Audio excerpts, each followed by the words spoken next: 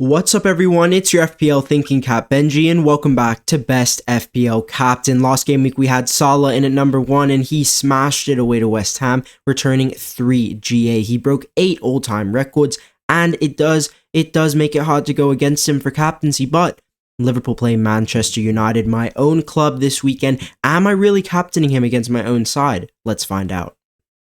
Thinking Cap activated.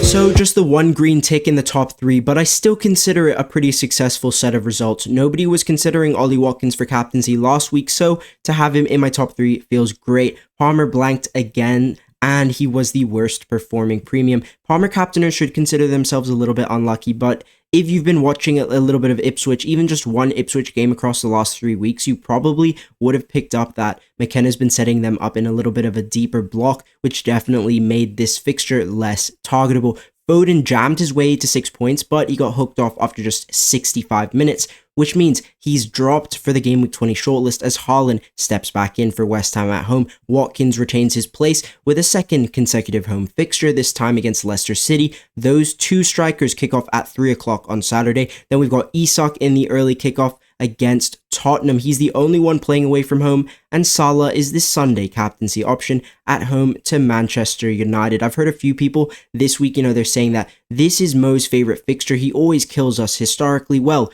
when we look at his home record in the league, it's actually not that amazing. Yes, he's gotten 2 mega hauls, 21-pointer and a 19-pointer, but in terms of consistent output, Salah's blanked in 60% of home starts in this fixture, so maybe tell your Liverpool friends to fact check their stats. I do believe he enjoys the derby when it comes around every season. His away record is really good, so I'd say the Man United fixture is definitely a top 3 favorite for Salah, historically speaking. Isak started just one league game away to Spurs where he blanked, but take a look at his home record in this fixture. It's absolutely excellent. He's managed returns in all 3 home starts. He's also produced double-digit hauls in 2 out of 3. So in respect to Isak and the Spurs fixture, I think there is some positive historical bias. Haaland's yet to produce more than 10 points at home to West Ham. His away record in this fixture is really good, fire, flames, but at the Etihad, Haaland hasn't smashed it against West Ham just yet. Although Watkins has the lowest and the best blank rate in this category, he doesn't seem to deliver enough against these bottom feeders.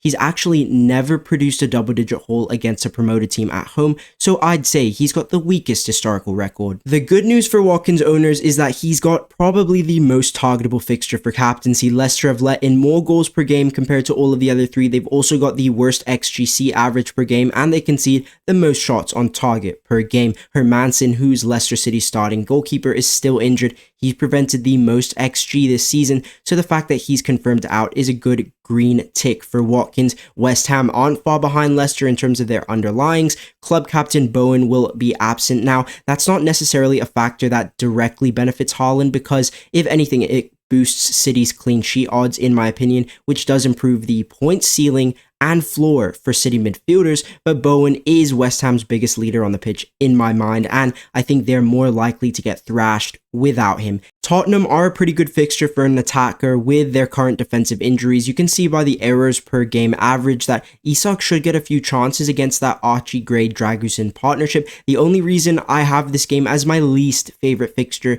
is because Newcastle are away and Fabian Schär is also suspended. I think they'll have a little bit less control in this one and it'll be a little bit more back and forth, so I'm not really too hot on targeting Tottenham. Now, with all of the crap being thrown at Man United's defense, their numbers are actually the best in all 5 categories. We did have Ten Hag ball for a large part of the season, but let's not forget, Amorim is utilizing a back 3, which can easily turn into a back 5. That's actually more defensive than Ten Hag's setup, so I'm not expecting this to be too much of a goal fest, but unfortunately, despite the positive data, I still believe Man United to be a targetable fixture for Mo Salah. When we look at the chances conceded graph, United's weakness down Salah's flank is very clear. We don't have a fully fit left back, and we haven't had one for almost 1.5 seasons.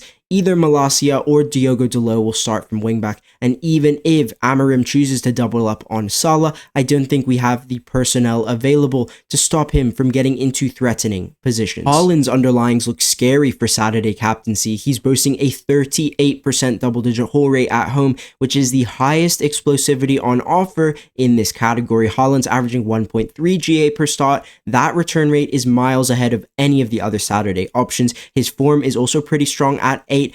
You know, the sub 7 all the way into the 10s in terms of kickoff form for strikers, that's really what you want to target. So Haaland does look like the big dog. But I'd say Salah's Sunday preference at home looks a little bit stronger to me. His personal form is absolutely insane at an 11 average across the last 5. He's also been the most consistent ahead of his upcoming game day with that beautiful blank rate sitting at 23%. So definitely Salah and Haaland with that positive bias, but Mo's got the edge for me because of his elite consistency. Watkins has a solid record at home on Saturday, but his data lacks that same explosive potential when we were looking at Salah and Haaland before. Watkins' double-digit haul rate is only at 20%. I need that closer to the 30s. Even the sub-30s, the low 30s, I'm happy, but I need that closer to the 30s for captaincy. But, you know, he does have a return rate of 1 GA per start, which is pretty impressive.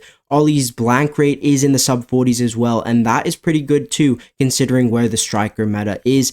And so there is some potential with the Watkins captaincy. Moving into the game time comparison, starting with ISAK in the midday kickoff away from home. He's only started twice at that time, returning 1 assist in 2. There's not much we can take out of that in terms of uncovering positive or negative preferences, but when we look at his home record at midday, there's a lot more appeal. 3 starts, 3 games with returns, and 2 double-digit hauls in those as well. So ISAK does have history of delivering explosive points in the early kickoff, just not away from home. Overall, it's Haaland who looks like the most appealing captain based on game time data. He loves the 3 p.m. home fixtures. That's something that if you're a regular watcher of the channel, if you're watching Game Weeks 3, 4, and 5, you would have seen his 3 p.m. at home record. It's absolutely insane. Just 1 blank across the last 5, 3 holes in there as well. His 1.5 return rate indicates serious explosive potential, and this time Haaland's blank rate is better than Salah's, but it's actually not the best blank rate on offer in this category. That title belongs to Ollie Watkins, who is a consistency monster in 3 p.m. games. But again, the problem with Oliver Watkins, he lacks that real explosive potential. The same trend we saw in the game day has carried into his game time profile. A 17% haul rate is way off Haaland and way off Salah, and it's a concern heading into the final section. Salah, Haaland, and Watkins are all projected to play the majority of available minutes in 20. I've got Salah's expected a little lower at 88 because if Liverpool are comfortably winning, I'd imagine Slot will choose to shave his minutes with the Carabao semi-finals just 3 days later, and that turnaround is pretty tight. Liverpool will play away to Spurs on Wednesday. Maybe he'll come on for half an hour, but I'm expecting Slot to prioritize the Man United fixture and prioritize the Premier League over the Cup. From a rest perspective, all 4 options will have plenty of recovery time between their last game and their upcoming one. Salah does have the full 7 days rest, which is the most because it's Sunday to Sunday, whereas Haaland played last Sunday and now has a Saturday fixture. Watkins as well as ISAK played on Monday, and the schedule sees them back this Saturday, so just the 5 days rest, but for elite level strikers, that's plenty of recovery time. ISAK's minutes are low. They are lower than what you'd ideally want, and that's because I'm expecting Eddie Howe to go strong against Arsenal in the first leg of the semi-finals, which is at the Emirates. So it'll be Tottenham away, then Arsenal away in the space of 3 days. ISAK isn't a fitness freak. His injury record isn't actually that great, which is why if we move into the rankings for this week, I can't put him higher than wildcard captain. His projected minutes are lower than the other 3, way lower, and it's just a red flag for captaincy. Look, I think there's some positive stuff with ISAK. I think in terms of how he performs in the early kickoffs, I actually do think he has a good chance in the early kickoff, and I do think the Tottenham fixture is decent, but my problem is that the minutes and his injury record and the fact that Newcastle have Fabian Schär suspended, like I said before, which means Lloyd Kelly and Byrne will be Newcastle's centre-back partnership. 2 left-footed centre-backs is awkward. There's a reason that no top-level club starts with 2 left-footed centre-halves together, so I'm expecting the Tottenham attack to definitely capitalize on that, which means the likes of Solanke, Son, Maddison, Johnson, and Kulusevski could be in the returns. Mato and Son in particular have extremely high baselines, which puts the bonus points in this game at stake for ISAK. He's got too many bonus point threats in this fixture, and for those reasons, he's too high risk for me. In third place, I've got Ollie Watkins. Unfortunately, Salah and Haaland just look a little bit better for captaincy. That's another top 3 spot for him, and the fixture this week is great. Hermansen has prevented the most XG, like I said before, and he's out. But the thing is, Morgan Rogers is also suspended. With the current form of Jacob Ramsey and Leon Bailey, I'm a little concerned from a chance creation perspective. Also, Watkins has never holed at home against a promoted team in his entire career. He's never put up 10 plus points at home versus a promoted team in his Premier League career. So for me, this is definitely not a time where I want to be backing Watkins to deliver his very first one. My Game Week 20 best captain is Mo Salah. I'm sorry guys, I have to captain Mo Salah, which does mean Haaland gets the second spot. Look, Salah's in historic form. He's literally in Ballon d'Or form. And as much as I hate to say it as a United fan, he's probably going to smash us, man. Amorim he was saying after the Newcastle game, we don't change the way we play. To me, I'm very concerned in Amorim's inability to adapt. He's very stubborn, and stubbornness can get you killed at Anfield. Do I want to be sitting here watching another 7-0? No. But is there a chance of that? Absolutely yes. On top of that, I don't believe we have a single defensive option that can genuinely neutralize Salah for 90 minutes, which means the only way Salah underperforms for captaincy this week is if he has a poor personal performance, because I don't think he'll struggle getting in the good positions for attacking returns.